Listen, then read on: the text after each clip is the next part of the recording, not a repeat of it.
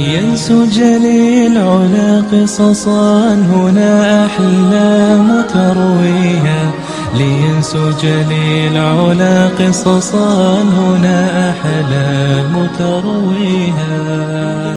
Diriwayatkan oleh Sayyidina Jabir radhiyallahu anhu, dulu ada orang yang masuk masjidnya Nabi Muhammad, Arabi, orang Badui masuk masjidnya Nabi. Sampai di masjidnya Nabi, kemudian dia mengucapkan istighfar, Allahumma inni astaghfiruka wa atubu ilaik. Allahu Akbar, langsung sholat. Selesai sholat, Sayyidina Ali bin Abi Thalib radhiyallahu anhu berkata kepada lelaki tersebut, inna sir'atal lisan bil istighfar taubatal kadzabin. Sir'atal lisan, cepat-cepat dalam memohon ampun kepada Allah, itu taubatnya para pendusta. Kalau kau merasa salah, harusnya nggak cepat-cepat, nggak cuma seremonial, astagfirullahaladzim, selesai. Tapi harusnya kau ucapkan itu dengan penuh pengagungan kepada Allah. Kau hayati, nangislah atas perbuatan dosa yang pernah kau lakukan, dan pikirkan betapa cintanya Allah kepada dirimu. Jadi kita kalau minta ampun sama Allah itu renungkan, ya Allah, Engkau ini masih berikan saya kesehatan padahal saya nggak pernah sholat. Ya Allah, Engkau masih berikan saya keluarga yang sakinah, nggak porak-poranda, keluarga saya nggak hancur, padahal masih banyak daripada kewajiban yang Kau perintahkan kepada saya nggak saya kerjakan. Banyak perbuatan dosa yang Kau larang saya masih lakukan.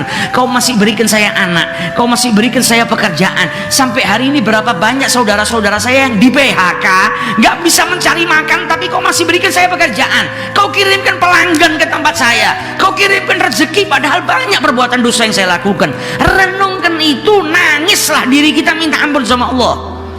Supaya apa? Supaya betul-betul kita bisa tahu betapa sayangnya Allah kepada kita, supaya kita juga bisa melembutkan hati kita, supaya kita bisa betul-betul beristighfar, memohon ampun kepada Allah dengan taubatan nasuha, bukan cuma seremonial mengucap astagfirullah. Supaya kita nggak tergolong sebagai orang yang dikatakan oleh Sayyidina Ali bin Abi Thalib apa, inna sir'atal lisan bil istighfar taubatal kadzabin. Ngucap istighfar cepat-cepat dengan lisan itu adalah taubatnya para pendusta. Nggak betul-betul minta ampun. Kita kalau berbuat salah sama orang, misal kesalahannya besar, berbuat salah sama orang, kesalahannya besar, kan kita mau minta maaf saja, mikirkan bagaimana cara minta maaf yang baik, bagaimana supaya saya dimaafkan. Kadang orang itu minta maaf ke rumahnya orang, tidak dibukain pintunya, ditunggu. Karena apa? Betul-betul merasa dirinya salah, pingin dapat maaf daripada orang yang dizolimi. Tidak dibukakan pintu, nunggu. Tidak apa-apa, yang penting saya dimaafkan. Ketika kita punya salah sama orang, masa kita datangin orang, nyuwun pangampun tuh nggih, tinggal. Padahal salahnya besar, saya minta maaf ya, tinggal. Ini nggak betul-betul minta maaf. Kalau minta maaf kan dia bukan dengan cara yang seperti itu. Nah, kita itu rela nunggu di depan pintu rumahnya orang kalau kita punya salah sama dia supaya kita dimaafkan. Nah, kenapa kita nggak mau nunggu di pintunya Allah Subhanahu wa Ta'ala yang nggak pernah terkunci bagi kita? Sayyidina Ibrahim ibn Adham itu pernah mau pergi ke masjid, ngelihat ada anak kecil yang sedang dimarahin sama ibunya. Anak kecil nakal berbuat salah, ibunya ngamuk. Saking ngamuknya anaknya dikeluarkan dari rumah. Keluar kau dari rumah, ditutup pintunya. Anaknya nangis, ngetuk-ngetuk pintu, tidak dibuka sama ibunya. Dilihatin sama Ibrahim ibn Adham, tapi anaknya nggak putus asa, terus dia minta maaf, Bu, maafkan saya, Bu, maafkan saya. Sampai anak itu lelah. Ibrahim ibn Adham pergi ke masjid, pulang dari masjid, dia dapetin anak itu sudah lelah di depan pintu, dia tertidur. Tidak lama ibunya bukain pintu, dipeluk anaknya, ibunya meneteskan air mata, dibawa masuk. Maka Ibrahim ibn Adham ketika melihat suasana seperti itu, dia nangis yang luar biasa. Keadaan kita sama Allah sama seperti ini, kata Ibrahim ibn Adham. Andai kata kita mau berhenti di depan pintunya Allah, betul-betul mengetuk, memohon ampun kepada Allah dari lubuk hati kita, gak mungkin pintu itu akan ditutup oleh Allah Ta'ala. Yang ada pintu taubat itu akan dibuka dan disambut kita oleh Allah Subhanahu wa Ta'ala, karena Allah bahagia dengan hambanya yang bertaubat. Nah, ini orang-orang soleh itu melihat pemandangan yang dia lihat dengan matanya, itu mengingatkan dia dirinya dengan Allah Subhanahu wa Ta'ala. Kelihatannya ngelihat anak nangis disuruh keluar sama ibunya, tapi pemikirannya karena dekat dengan Allah, dibayangkan itu seorang hamba yang berbuat salah kepada Allah Subhanahu wa Ta'ala. Jadi nggak ada, jangan sampai putus asa kita daripada perbuatan salah.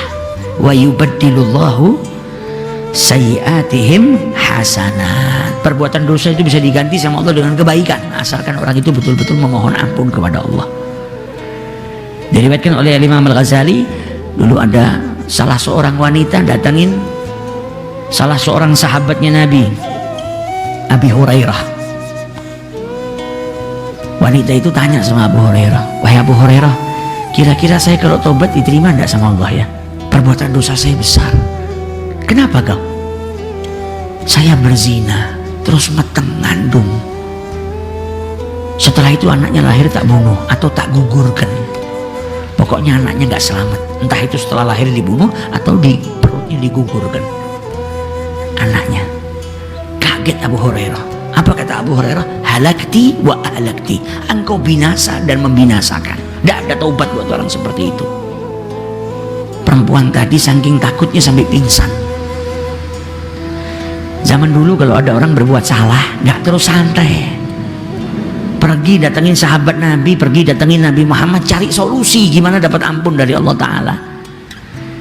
Yang harus kita tanyakan kepada diri kita hari ini, kalau kita berbuat salah, pernah nggak kita nyari orang soleh atau orang yang ngerti ilmu agama?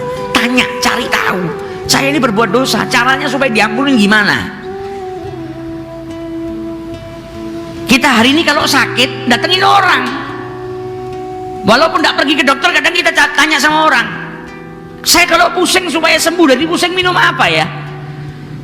Karena ingin apa? Sembuh daripada penyakitnya. Kita punya penyakit dosa, pernah tidak pergi cari tahu bagaimana penyakit dosa ini disembuhkan? Ini wanita nyari, datang ke Abu Hurairah, tanya, "Fahal li min taubah, saya masih bisa tidak diterima taubat saya sama Allah? Dosa saya besar begini." Abu Hurairah kaget, dijawab, "Tidak bisa, engkau ini binasa dan membinasakan." Setelah jawab, Abu Hurairah baru sadar, "Ya Allah, kok saya berfatwa sedangkan Nabi Muhammad masih hidup?" Pergi dia ke Nabi Muhammad, diceritakan sama Nabi Muhammad, diingatkan dengan tentang ayat wa yubaddilullahu sayyi'atihim hasanat. Di mana engkau dengan ayat ini? Selagi orang itu beriman, tidak menyekutukan Allah, mana dosa yang tidak bisa diampuni sama Allah Subhanahu wa Ta'ala. Maka Abu Hurairah sampai nyari perempuan tersebut di jalan-jalan, tanya sama orang, "Kau ngeliat wanita ini enggak?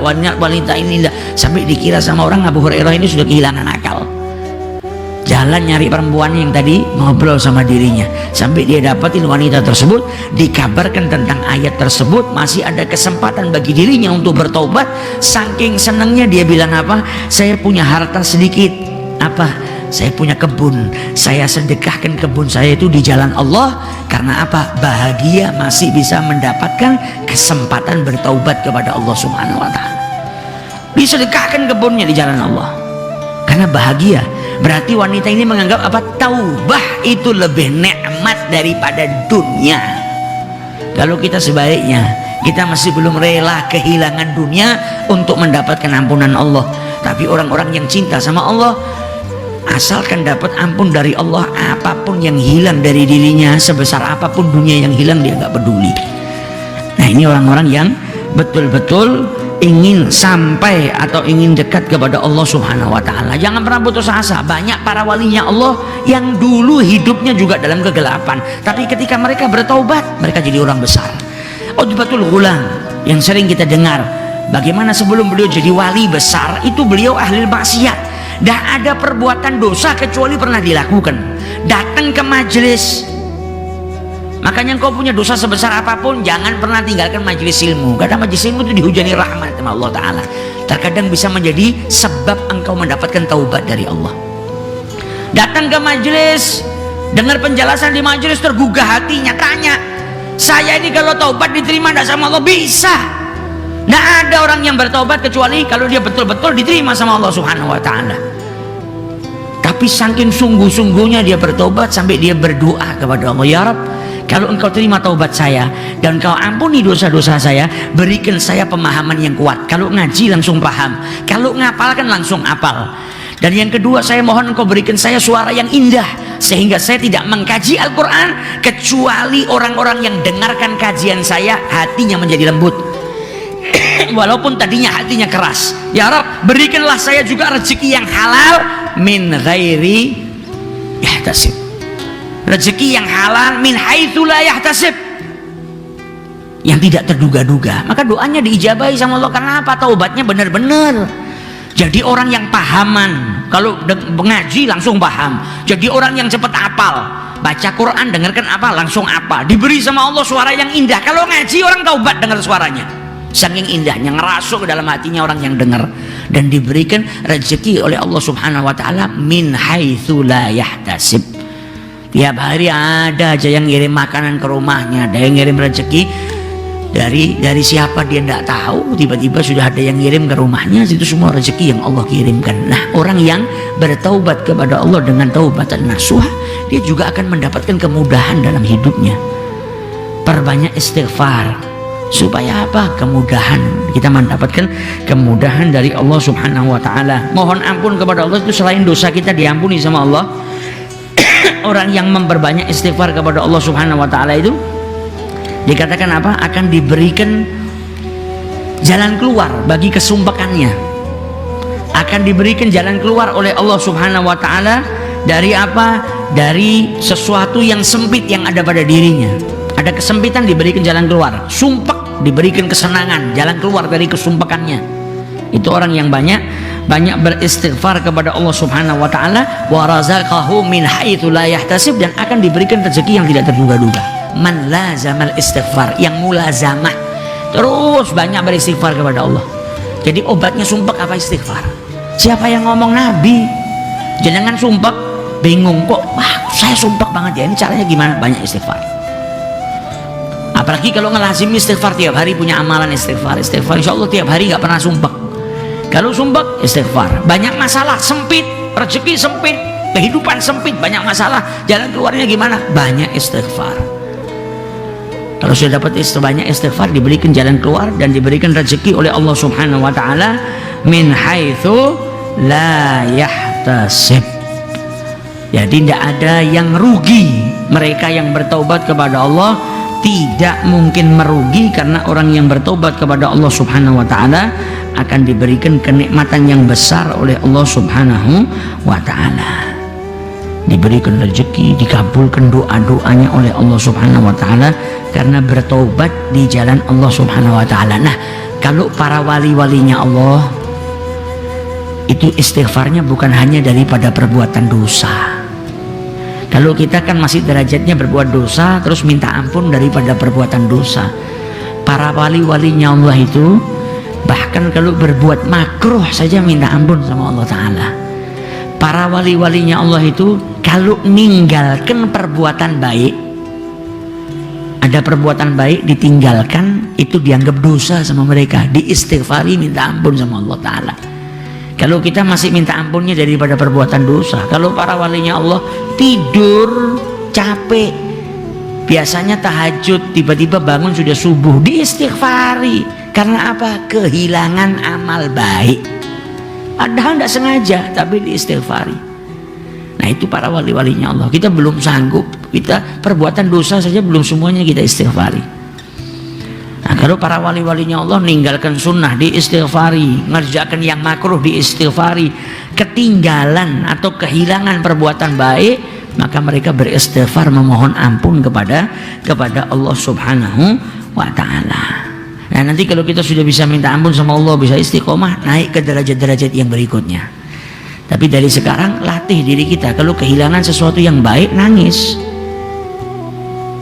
Misalnya ada sayembara, siapa yang nanti malam bangun jam 3 malam dapat hadiah 500 juta. Kira-kira kalau kita tidur bangunnya jam 7 pagi, nangis enggak? Ya Allah, kebablasan, 500 juta hilang, nangis kita. Padahal kalau kita bangun jam 3 terus kita tahajud, lebih dari 500 juta dapatnya. Nah, kita mulai belajar dari sekarang. Mulai belajar apa? Merasa kehilangan kalau ada kesempatan baik lewat begitu saja. Apalagi kalau sampai perbuatan maksiat kita lakukan, jangan terus tenang-tenang, tapi cepat-cepat kembali kepada Allah Subhanahu wa taala. Perbanyak baca doa yang diajarkan oleh Syekh Muhammad Mutawalli Sya'rawi kepada siapapun yang masih sering berbuat maksiat, susah ninggalkan perbuatan maksiat, maka perbanyak doa yang diajarkan oleh beliau. Allahumma ahrimni ladzata ma'siyatik warzuqni ladzata ta'atik. Karena perbuatan maksiat itu nggak mungkin kita lakukan kecuali kita merasakan kenikmatannya. Maka kita minta sama Allah, Allahumma ahrimni, ya Allah haramkan aku atau jauhkan aku dari apa? Lezatnya perbuatan maksiat, dan anugerahkanlah kepadaku lezatnya ketaatan. Supaya apa?